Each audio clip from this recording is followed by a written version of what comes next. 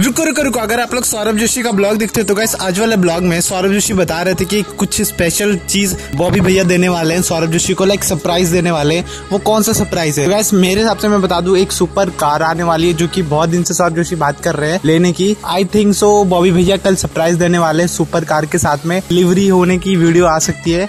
और तो यार सुपर एक्साइटेड। बाकी अगर तुमको कुछ हिंट लग रहा है कि कल कौन सा ब्लॉग आने वाला जिसमें बॉबी भैया गिफ्ट देने वाले तो मेरे को बता देना। मिलता है अगले वीडियो में, जब तक के लिए ओके बाय।